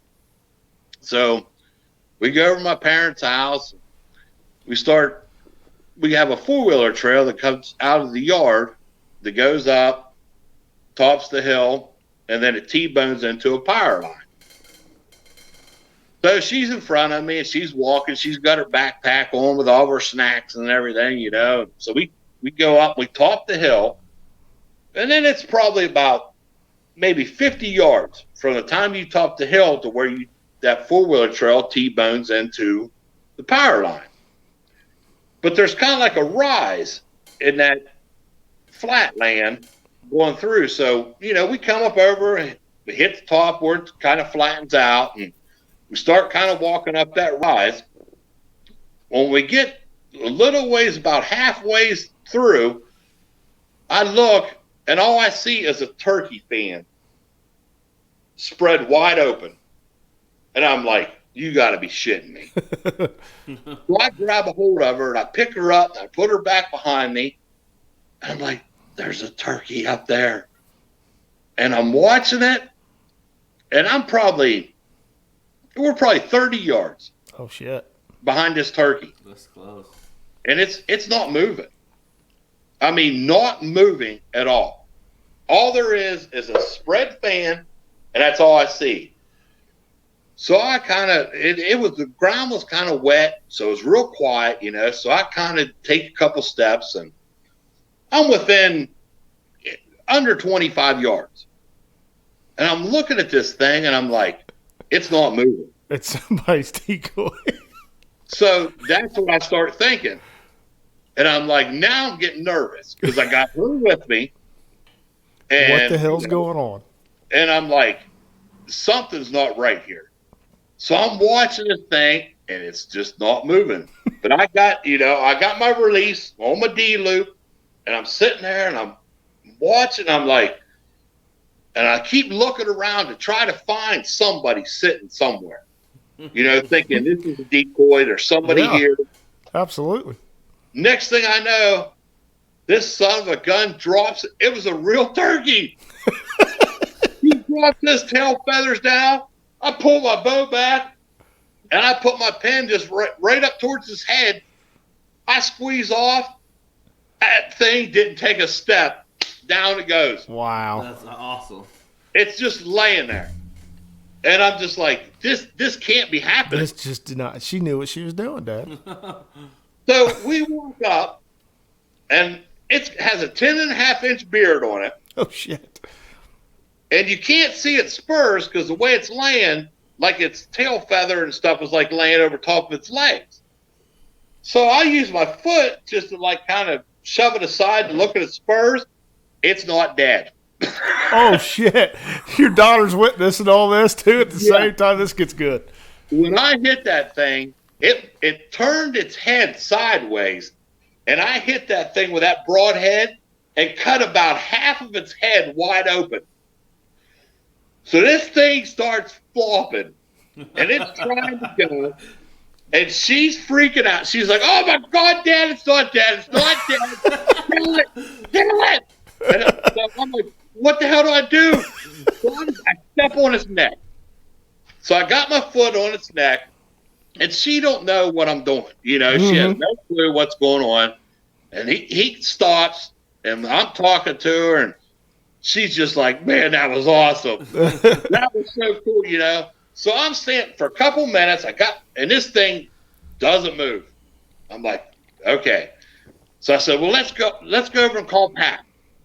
So, you know, I take my foot off its neck, and we walk across the power line. It's like only about 15 yards wide. So we go over, and I call my dad, and I'm talking to him. Wouldn't you know that son of a bitch takes off again? Are you shitting me? It's using its wings like legs. It's just going. Scooting. It goes about 10 yards, and she's going, there he goes again, Daddy. Oh, man. I mean, she's going, it ain't that, Dad. It ain't that. So finally, by the time I walked over there and I was going to go put my foot on it again, it finally died. But awesome. How many times does she bring that story up? all the time. Yeah, And then we that's get what it it's about. and I'm sitting on the back porch of the house, and I got the turkey laid down on the sidewalk, and I just rested it out. Hell, at this point, you're scared it's gonna get up again. So I'm sitting there, and she's got her head right on my shoulder, right over here. She's got it right there, and I'm there, cutting this thing up, getting the breast out of it, and she's like, "Oh, that's gonna be good, Dad. Man, that's gonna be good. Wow. Oh, I can't wait to eat that, Dad. Oh, that's gonna be so good." But I mean, awesome. she is. It's just hard to believe the difference between her and her sister. Just the two of them. That I made 2 years ago when I shot the first 8-point out of that blind. I'd never ate a deer heart before. Swore up and down I'd never do it. I'm good on all that. It's not bad. And I did it, and I loved it. Yep. And it's like almost like chicken liver. I don't like liver taste. It's a liver taste. What it reminds me of, almost a gizzard, a mushroom. Yeah. It's got that texture like of a big portobello mushroom, and the first time we ate it, my oldest daughter, she even tried it because she ain't afraid. She'll try stuff. I told her, I said, try it at least once. If you don't like it, don't eat it. And she tried it, and she said, she says, it's not bad. She said, I just don't want to eat that. And I respect that. Absolutely. Now, my 8-year-old, she looks like a caveman with blood rolling down her face, just shoving shit in her mouth like she never ate her life. I gotta meet her. I mean, she is just something else, man. She sounds like a fun person to be around. Oh, goodness. She is. The things that she says and the things that she does, it's just unbelievable, But like I said, but it all, comes down to I just love to hunt, absolutely, man. And I listened to the last podcast with the Devil Dog. Yeah. David, I think was his name. Mm-hmm. Yep, David Stern. Yeah, when you guys was talking about nothing gets me worse than to see, whether it be on Facebook or Twitter, when guys start out with, I know it's not the biggest. Yep. And I'll tell you, that just eats me. Yeah. You know why they're doing that? It's almost like they have to defend themselves right off the gate. And there's no reason for it. Yeah. And really isn't. Man, I remember, I don't know, I went through that stage of my life. I'll be straight honest. Like, I was trying to kill a giant, and people killing these little ones were making me mad. But it was, now that I've matured a little bit, maybe a little, I've just, man, let the people have fun. Let them be happy. I mean, they shot it because they wanted to. It's ridiculous out there that you have to start a sentence off by saying, I know it's not the biggest, because you feel like you have to defend yourself because you're posting something that you're proud of. And you have to defend something that you're proud of? That's bullcrap. Yeah, that's why I didn't even post the picture of my Ohio buck share it. I didn't even want to go through that process. It's literally the smallest buck I've ever shot in my life, but probably the most hard-earned buck I've ever shot in my life. But just like my buck in Indiana this year, not the biggest thing I've ever shot either. But I tell you what, I was pumped up. I got that phone call. He got the phone call, but I thought. And it wasn't the 170s that I was thinking he shot. By the conversation we had, I thought I was going to walk up on a giant. But he was stoked, and that's why I didn't care when I seen the size of it. I knew right when I talked to him on the phone that this dude was tickled to death what he just shot. I remember, back, like I said, when I first started doing this, and shot my first deer back in the early 90s, and You throw that thing in the back of your truck and take it to your buddies. Oh, it's show and tell. And they were happy for you. Yep. It didn't matter if it was a spike or if it was a 180-inch deer. Yep. They were happy for you. Oh, absolutely. You know, everybody's drinking beer. Yep. You know, and the worst part about it is, you know, if you go on these guys' profiles that are saying this stuff. Oh, they don't have shit to speak with. No. They don't have no pictures of no deer on there. And people are starting to realize that and calling them out, and it gets good. Yep. I mean, I just don't understand. You know, there's a lot of things that, you know, especially, you know, since I switched over to trad and stuff, mm-hmm. You know, you'll see guys on traditional pages, they got sights on their bows and stabilizers and yep. peep sights and do I agree with it? No. I mean, no. Why wouldn't you just shoot a compound bow? Yep. Right. You know, if you're going to shoot sights and stuff, shoot a compound. They make those bows. You don't have to try making one.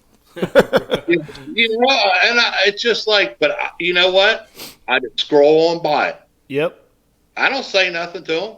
Man, and another thing, I think we go through stages of hunting. For sure. Like where you didn't want nobody in your block to kill a small buck, and if they did, you were mad about it. I think I went through a stage. I think most people do, and now they're like, "Cool, I'm glad he got one." You know. Then I went through a stage where if I had something on trail camera, I didn't want to tell nobody. Right. You know, and I got a friend that hunts. His property's 300 yards from me, and it was years I wasn't telling him about the pictures I had, and it's deer karma. That's what it is. I mean, man, and once we started working together and letting each other know, hey, we got this one on camera and all that, you have to get over that stubborn stage, man. And it's crazy. The older you get, you go through those stages. I don't know. Get off my soapbox for a second. But I understand. I understand. I mean, that's just like, you know, and I mean, I am not a crossbow guy. Me neither, but I killed a couple with it. You know, but hey, if somebody wants to use a crossbow, that's fine. You know, and I'm not going to judge you and say, well, you know, but it does bother me when somebody says I shot this with my bow. Yep, absolutely. It's two different things. You shot it with your crossbow. Oh, I caught shit for killing. I killed a 130, I think 135 with a crossbow, and I had a Bowtech hat on when I took the picture. And my buddy's like, "You have a Bowtech hat on, and you're getting a picture with a crossbow in it." But yeah, okay, I caught some crap. But what happened was, what got me to using a crossbow was my Bowtech blew up on me. Sent it to the shop. They had to send it off. Had all kinds of bull crap with that. So I went ahead and purchased a crossbow because I knew my kids were starting to get the age where they're, hey, let's get them out there in the woods. So it's perfect for them. Well, my bow hadn't came back yet, and I didn't want to go buy another bow because this season I got to go. So I just went and said, hey, I'm going to use this thing. Well, I ended up shooting like a 135 with it, and I caught all kinds of crap. Good fun. It was good fun. They gave me crap about it. I did, but I tell them, I said, it's different. It's different. You have a lot of confidence in it. But when you're trying to swing an umbrella around in a tree stand, it makes it tough. Because back my first year doing it, that thing was not as small as what they are now. But that thing was a big crossbow. And when I went to move that thing, if I didn't see that deer coming, I would have been in trouble. Well, like a person that I'm trying to get on this podcast right now, we have a new state record archery kill. 212-inch typical 12-pointer, I think. And honestly, I thought it was killed with a compound, but it was not. It was killed with a crossbow, which I don't give a shit if you killed it with a crossbow, you killed it with a gun, you killed it with a compound.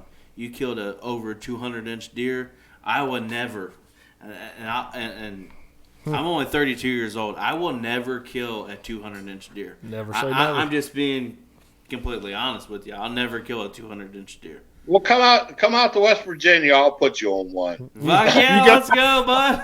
If you kill the first one, you get two more. Yeah, I misspoke. I said, let me put you on 4 of them. And we'll get you there. No, Troy. So we told you, like we asked your size of the deer. You know, your 170s weighed around 180.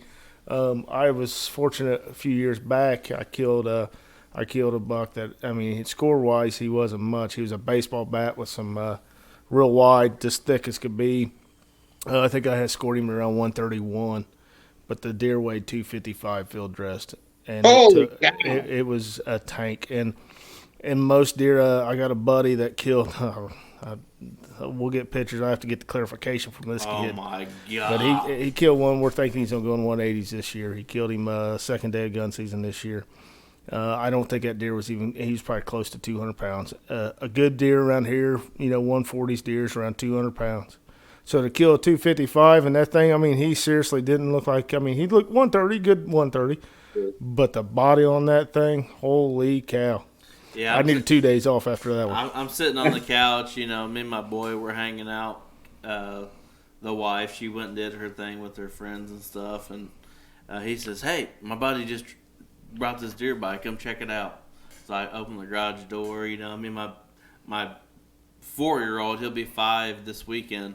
We go out here and we get down to the tailgate of this truck, and my 5-year-old says, "Oh my God, Daddy, look at it! It's huge." I mean, probably one of the biggest deer I've seen in a long time around here. And his bases, there wasn't no bases. He had 3 or 4 points coming out of his bases on both sides. It was huge. Yeah, and the crazy part of it all was, this is one of my best buddies. He didn't call. He didn't do nothing. He called me out of the blue and said, "Are you home?" I said, "Yeah." And he goes, "I'm going to bring by and show you something." I said, "How big is he?" And so he said, "I'm going to swing by my dad's, then I'm going to swing by my grandpa's, and I'll be there." I said, "All right." In the process of doing all this, I think if the story may be a little bit off, he's at his dad's, and he's showing his dad. He just puts his hand on the deer, and he feels something. So he grabs a knife, digs it out. It's his bullet. So he digs it out and gets it out. He's like, "Oh, that's cool. I got my bullet back from it." Goes to his grandpa's, pulls it out a little farther, shows grandpa. And in the process of doing that, he feels another bump on it. He finds his slick trick broadhead in this deer from last year that he shot. Oh, shit. So I was like, what the hell's the odds of that? And still had cell cam pictures of that deer the year before. But he got his broadhead out of that deer, and it was just below the spine, no man's land. Yeah. And just in the meat that we all like, I think. Yeah. But, man, that's a story. To find the broadhead in a 180s that you shot the year before, it's a pretty cool story. Absolutely. Yeah, I'll tell you, man, when you leave West Virginia and you cross that bridge over into Ohio, it's a whole different ballgame. Absolutely. I mean, when you look at them deer, just the body size. What changes that? Like the temperatures and stuff is. I'll say ag changes probably a lot. That's it. Yeah, but you go to Canada, there's not much ag. I mean, when you go up just right out within 15, 20 minutes into Ohio from where I live at, there ain't nothing but cornfields and soybean fields. That's how it is here, man. And it's just unbelievable. I mean, like I said, there's some decent deer here in West Virginia. There is. Yep. But the amount of them, you might be hunting a farm and there's one. Mm-hmm.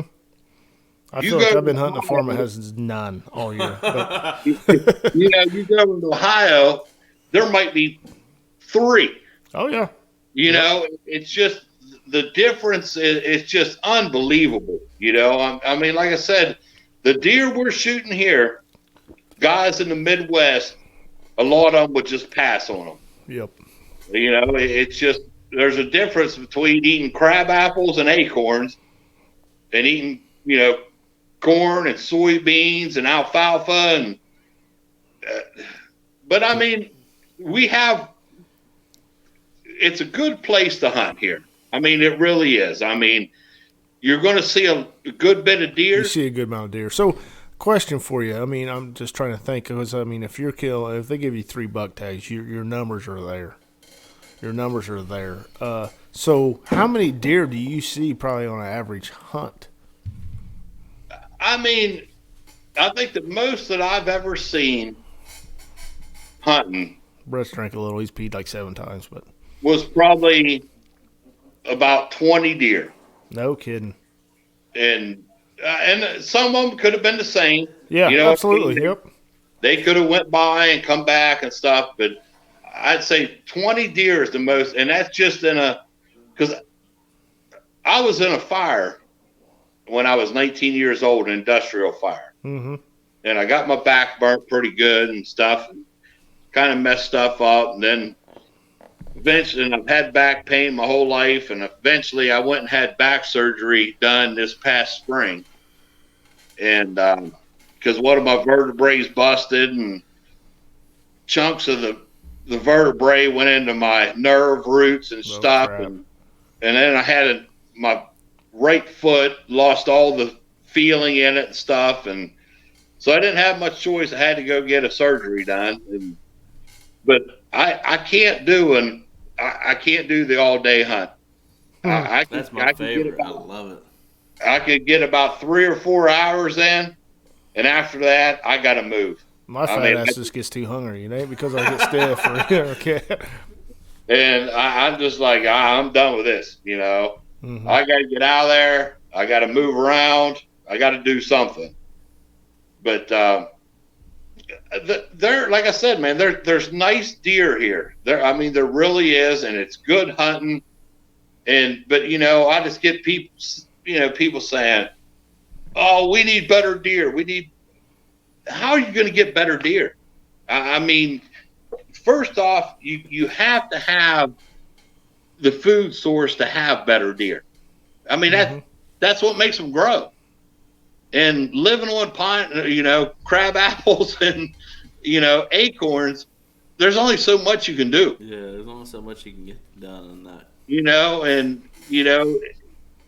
But, to me, hey, if I would go out tomorrow and shoot a 135-inch deer, I'd be tickled to death, man. Me too right now. Yeah. Tickled as long as I can film it, I don't care. And, but it's just, you can never please anybody. It doesn't matter what you do. And that's why with social media, man, I just hate it so much. There's so much good in it. Yeah. But there's so much bad in it. Yep. Well, even just with our stuff, we do a small-time podcast, and, we have a very small following on YouTube. I almost feel a little bit of pressure when it comes to that shit.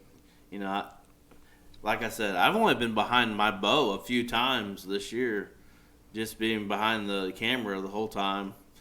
I try to get as much as I possibly can. This year, we ain't got a whole lot coming on, the YouTube shit. This has been my toughest year, and Brett's been a lot of time. I've been a lot of time videoing me, and it's been rough.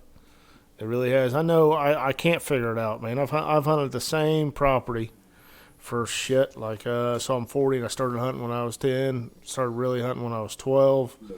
And this is the worst amount of number, of deer I've seen. I know we got hit hard, I want to say 3 years ago with EHD, so I figured the numbers would be coming back. Not finding it, but I don't know what's going on, man. I really can't figure it out. Yeah, so that's the way here. I mean, we got hit bad with EHD, but I don't really think so much of where I'm at. Mm-hmm. Because that's coming areas. We went along. We got a river, and I heard of one guy finding 45. I went down in a kayak, and I found 13 just in the property that I could hunt. I did find a 140s, and I did find a 120s out of it, but it still shouldn't be the way it is right now. For sure. And like where I hunt at, it's your number one thing that you always hear: hunt the wind. Mm-hmm. Hunt the wind. It's hard to hunt the wind because where I'm hunting at, there's really no pressure. So deer are coming from anywhere and everywhere. Right, exactly. So, you could be sitting there and, the wind's blowing towards your face and you have one stomping and snorting at you 60 yards behind you that you didn't know was there. And then next thing you know, you got one 10 yards in front of you because it's, it's in front of you. Yeah. Didn't have no idea you were there. Well, you've already seen twice the amount of deer I've seen in the last 2 hunts. But I mean, like I said, I'm lucky to be able to hunt what I hunt, because like I said, my parents own 20 acres. On each side of that, I have permission to hunt on both neighbors on each side. That sounds like what I got. I got 10 acres for my parents, and my neighbor next to him has I think it's 100-acre woods. And I got 100 acres, about 100 acres on one side, on both sides of the road, and then about 100 and some acres on the other side, on both sides of the road. That I have permission to hunt, and that's why I'm just, like I said, I have pictures on my trail camera. I have an 8-point from this year, and I'm not a great scoring guy. And trail cameras are hard to score by, man. I swear they're bigger than what it shows on trail cam. But I would say he's probably every bit of 140-inch 8-point. That's a good 8-point. That's a big 8-point. He's probably 18 inches wide.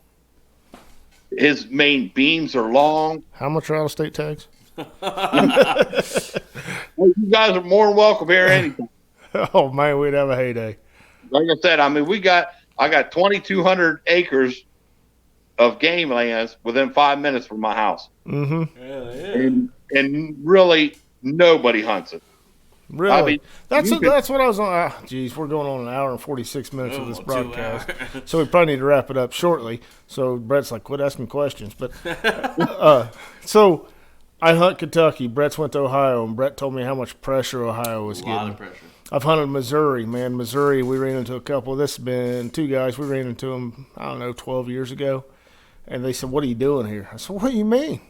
He said, I'm just playing with you. He said, man, we've hunted this state property for years and never seen another person here. Went back a few years later, and it's a whole other ballgame. Kentucky, man, we used to hunt there, and I've killed a 150s on state property there. We had a buddy that goes down there with me, killed a 160s last year. I've heard good things about Kentucky. Yeah, oh, yeah. We're starting to run into people from all over now. The out-of-state pressure hunting places now is just blown up. How is it in Virginia? Here in West Virginia. Oh, yeah, sorry, my bad. The best Virginia. Dude, there's not a lot of hunting pressure on public land. I mean, there's not. I mean, I've hunted there. I've only hunted there a few times. Yeah. And the one place that I went to, there's kind of like a bog that you got to walk through. It's a little swampy. People ain't going to walk through that. Most, you know what I mean? They're just not going to. Nope, this place sucks. I'm backing out. And walk through it. You got to drop down into a creek, little creek bottom. It's about 5 foot.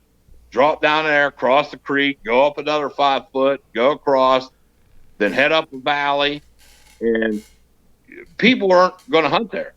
I mean, they're not. They're going to try to find the easiest place that they can find right off side of the road.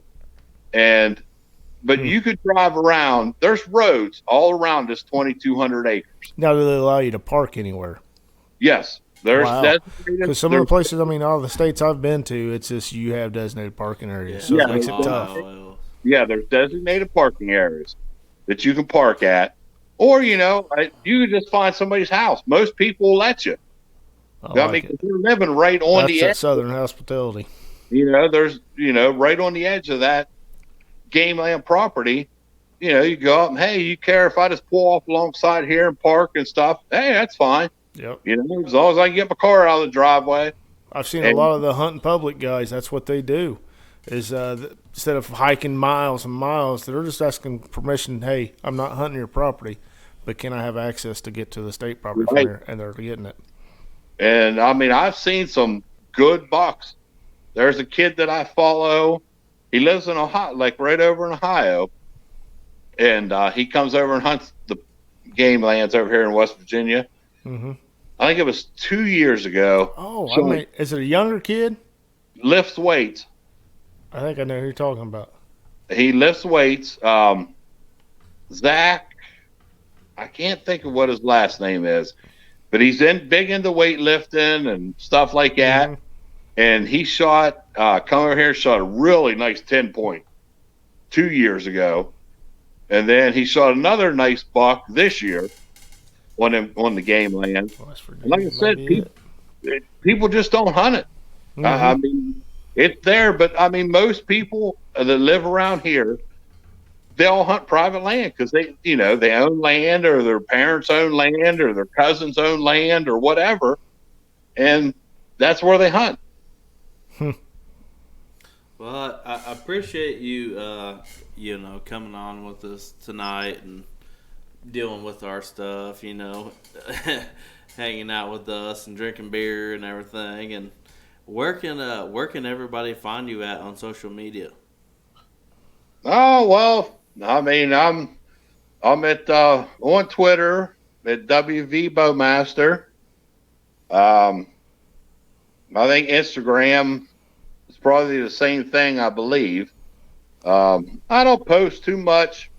I pretty much kind of keep to myself pretty much, and just go out and hunt and do my thing and work and be a dad and shoot my bow. That's about all I do. So, but yeah, I mean, my favorite thing is definitely Twitter. I mean, for sure, me too, man.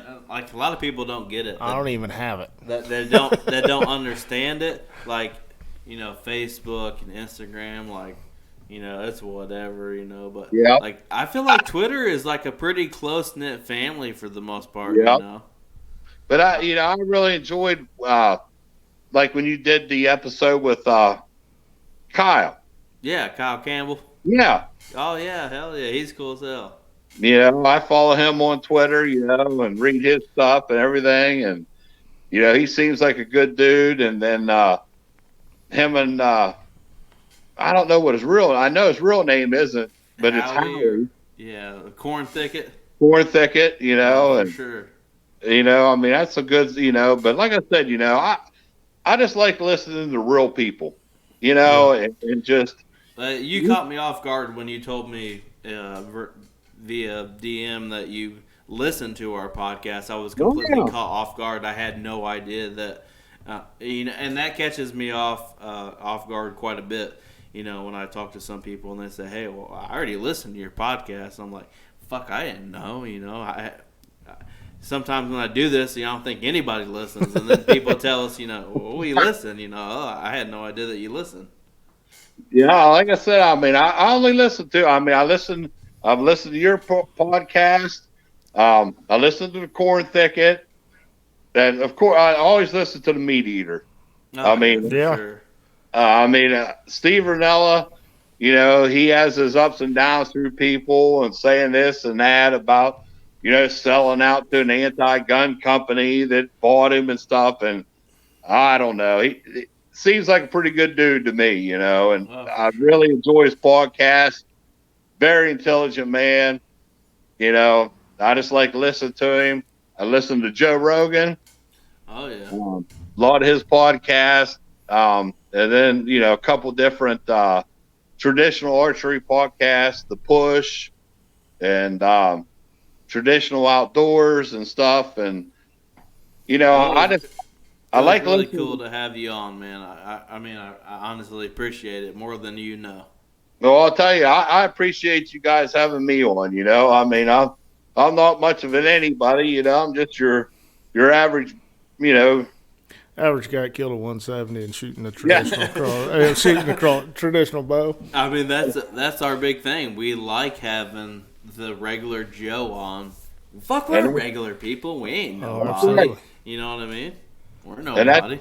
That's what I enjoy the most, man. I just want to hear what like I said before, the stories. We all know, hunt the wind, hunt the funnels, hunt the bed, hunt the food. We all know that. Absolutely. And I just like to hear what average guys like to say. I want to hear their story about how they got into it and their favorite hunting memory. And, to me, that's what I enjoy, because like I said, we all know how to hunt deer. Well, absolutely. And it's just getting out there and doing it. Troy, so we should have a good buddy of mine coming on the broadcast, hopefully real soon. This guy is a storytelling fool. I mean, he's just one of those guys that he will get you involved in the story. He can tell a story better than any of us. Every time we go to Kentucky, we just let him talk on that 3-hour drive, and he's got stories. But, man, this guy's been fortunate enough to kill some giants, and we're going to get him on here. Oh, for sure. Yeah, I mean, he'll go from story to story, and we probably won't talk much. We'll probably drink a lot because he talks a lot. I'll tell you, I'll love every minute of it, man. I just love hearing good stories about hunting and, buddies and just having a good time, Yep, absolutely. Absolutely. Well, hey, guys, it's been an absolutely blast, Troy, and, hopefully we get you back on at some point, even maybe not this year, but hopefully you kill that 148 and we get you back on here. Or we talk a little pregame on some turkey hunting or some youth turkey hunting. We take his boys out on the youth turkey hunting stuff. And I want to hear another crazy ass story that your daughter killed one. I'll send you guys a picture of her with the plate of deer heart in front of her. Oh yeah, blood and all that. As soon as we get off here, I took a picture of her. My buddy that I work with, he's like, she looks like she's like got like some kind of devil in her or something. It's a vampire for Halloween. He's like, if you take that heart away from her, she's gonna kill you. But hey, guys, I appreciate it. It's been fun. I had a blast. Hopefully get to do it again. We'll get to do it again, and it's only episode 10, Hey, I was the first double-digit guy then. Absolutely. Yeah, absolutely. And it's crazy because I feel like I put so much work into this, and it's like episode 10, it's like, damn, I feel like I've done episode 100, you know what I mean? Yeah, you just keep building from there, man. You got to keep going, man. But I appreciate you a bunch, Troy. Absolutely. And we're going to try to get as much content out to you guys as humanly possible.